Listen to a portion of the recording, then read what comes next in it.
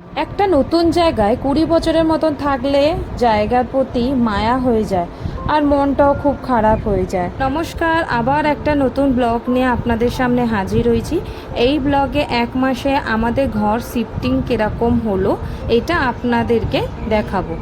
আমাদের বন্ধুরা আমাদের যাওয়ার উপলক্ষে ফেয়ারওয়েল পার্টি আয়োজন করেছিল আর আমরা সবাই পার্টিতে খুব এনজয় করেছিলাম। একদিকে মন খারাপ কটক থেকে যাওয়া, কিন্তু এখানে সবার সাথে কিছুটা টাইম স্পেন্ড করে আর বাচ্চাদের সাথে মজা করে খুব ভালো লাগছিল। কটকে আমি 15 বছর ধরে ছোট ছোট বাচ্চাদেরকে টিউশন করেছিলাম আর ওই দিনটা আমার কাছে খুবই খারাপ দিন ছিল যখন আমার লাস্ট টিউশন ছিল। এত বছর টিউশন করার পর বাচ্চাদেরকে ছেড়ে যেতে খুবই কষ্ট হচ্ছিল। একদিকে চোখ ছলছল হয়ে যাচ্ছিল, কিন্তু কিছু করার নেই, যেতে তো হবে এই কথা বলে মনকে মানিয়ে নিচ্ছিলাম। যখন বাচ্চারা বলছিল মিস আমিও তোমার সঙ্গে কলকাতায় যাব, তখন যেন মনটা আরও ভেঙে পড়ছিল।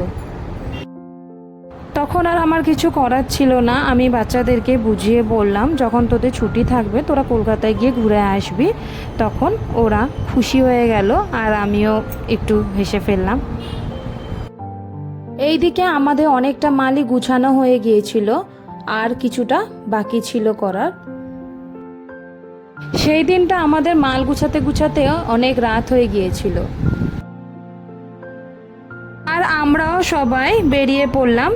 সেই দিন কলকাতায় পৌঁছাতে পৌঁছাতে রাত 12টা বেজে গিয়েছিল।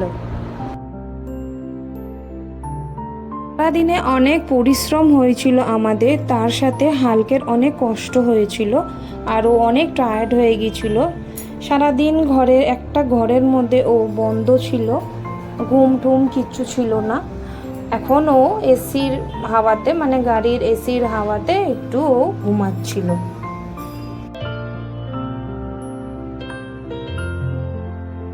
পরের দিনে আমরা সবাই এসেছিলাম ঘর দেখতে, যে ঘর গুছানো কোন দিক থেকে শুরু করব।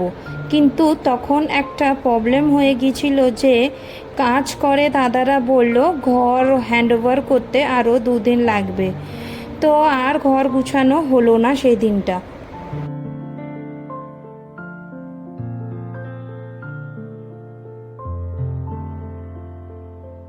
আবার 2 দিন পরে এসে যাই হোক করে গুছিয়ে নেওয়া হয়েছিল।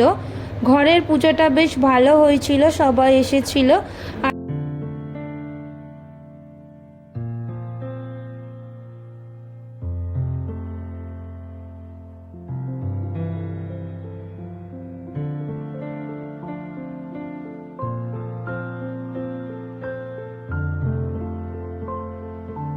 তারপরে রাতে সবাই খাওয়া দাওয়া সেরে বিশ্রাম করতে চলে গেলাম। আরে পুরো ভিডিওটা নেক্সট ব্লগে দেখাবো। আপনাদের এই ভিডিওটা কেমন লাগলো কমেন্ট বক্সে জানাবেন। Thank you.